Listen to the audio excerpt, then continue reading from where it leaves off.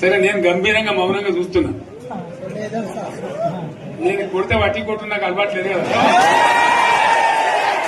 చూద్దాము.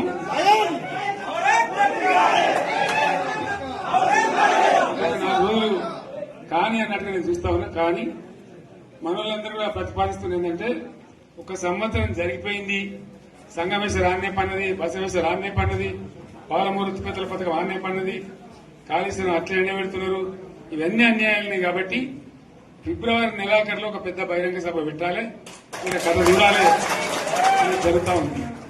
కాబట్టి మీరు కూడా పెద్ద ఎత్తున దయచేసి ఆ సభకు కదిలి రావాలి. కదా దూరమే ఉండదు. ఆ రకంగా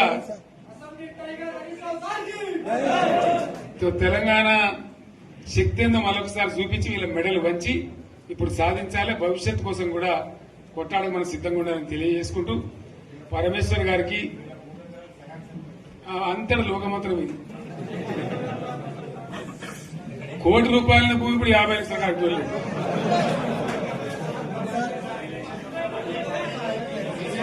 ఇది ఒక్కని బాధ ఒక ఆయన వచ్చింది, మన ఒక ఆయన ఒక 10 మంది వచ్చారు హైదరాబాద్కి. అందులోకి 2 ముస్లిం సోదరులు వచ్చారు. साहब सो तबाह हो गया, इफलासी मुफलसी बच्चे क्या दबे हो गए. तुम्हारा क्या हुआ बहन, तुम्हारा क्या हुआ, तुम हैदराबाद में तुम लोग हैं. मेरा कारोबार है साहब, मेरा छोटा मोटा कारोबार है, होटल भी है. 70% गिर गया. हर कोई पूछ रहे, हर कोई केसीआर को याद कर रहा है सामान. వాళ్ళు మాట్లాడుతున్నారు. ఎక్కడ ప్రతి ఒక్కరు భూముల ధరలు పోయినాయి, మందు పోయినాయి, మసాలా అన్ని పోయినాయి. ఇంత మంచిగా 4 ఎకరాల రైతు నేను 4 కోట్ల ఆసాగా అనుకుంటుండే. అంత ధీమా ఉంది. ఎంత బాగుంది. హైదరాబాద్ నుంచి అడిగితే కూడా వచ్చి మనం ఇయ్యకపోదాం భూములు, డిమాండ్ పెరగానే. అంత బ్రహ్మాండంగా మారుమూల ప్రాంతంలో కూడా 40 లక్షలు 50 లక్షలు ఎకరానికి ఉండే. అటువంటిది సగానికి సగం పడిపోయి మొత్తం నాశనం చేశారు. వీళ్ళు ఇట్లే వదిలిపెడితే ఇంకింత నాశనం అవుతుంది. కాబట్టి మనం కొట్లాడాల్సిందే. నేను ఇంకొక మాట మీకు చెప్తా. ఎలక్షన్లలో నేను మస్తుగా చూసిన 50 ఏళ్లలో పార్టీలు గెలితే ఓడితాయి. ఇంత మాయలు ఏడాది లోపలనే కాంగ్రెస్ పార్టీ దొరికితే కొడతాం రానంత గొప్పగా.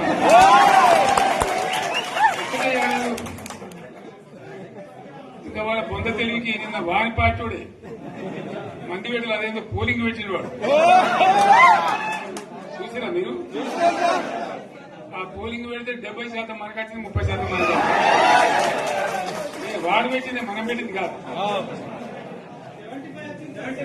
75 ఇది పరిస్థితి. అదే నేను ఏమంటున్నా అంటే,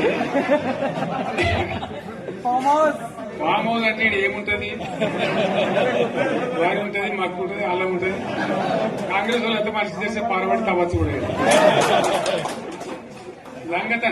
దీన్ని ఫామ్ హౌస్ అని మనం బదనాం చేసి అంతే కదా. నేను ఏమంటున్నా అంటే, అన్ని మప్పులు విడిపోయినట్టు ప్రజలకు అన్ని తెలిసిపోతున్నాయి. మంచి ఏంది, చెడ్డ ఏంది, ఏం జరిగింది అన్ని ఇంకా ఘోరమైందని చెప్తున్నా. వీళ్ళ తెలియదక్కతనానికి ఏమైంది, నిన్న మొన్న రిపోర్ట్ వచ్చింది. Comptroller and auditor general of India అని కాగ్ అంటారు దాన్ని. కాగ్ రిపోర్ట్ వచ్చింది. పోయిన సంవత్సరం మన గవర్నమెంట్ లో వచ్చిన ఆదాయం కంటే 13,000 కోట్ల రూపాయల ఆదాయం తగ్గిపోయింది.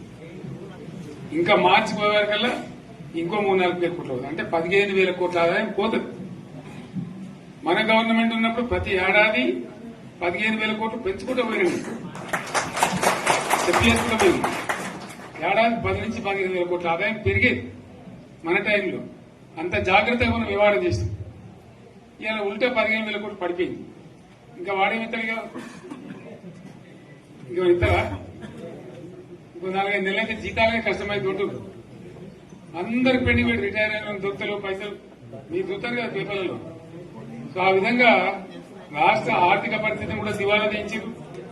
వాళ్ళతోనేం కాదు, 100కు 100% ఇప్పటికే ప్రజల నిర్ణయానికి వచ్చారు. డెఫినెట్ గా రాబోయే గవర్నమెంట్ మనదే అని అనుమానం కూడా అవసరం లేదు.